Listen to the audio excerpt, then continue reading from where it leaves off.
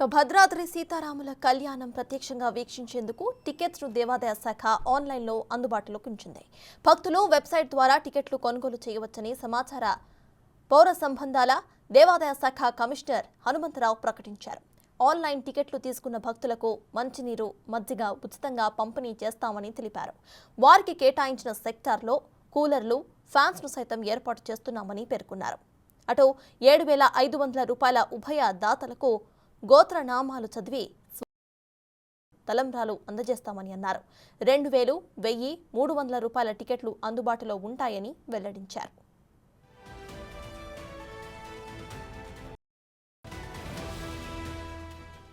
భద్రాద్రి సీతారాముల కళ్యాణం ప్రత్యక్షంగా వీక్షించేందుకు టికెట్స్ ను దేవాదాయ శాఖ ఆన్లైన్లో అందుబాటులోకి తెచ్చి ఏర్పాటు చేస్తున్నామని పేర్కొన్నారు. అటు 7,500 రూపాయల ఉభయ దాతలకు గోత్రనామాలు చదివి స్వామివారి వస్త్రాలు, తలంబ్రాలు అందజేస్తామని అన్నారు.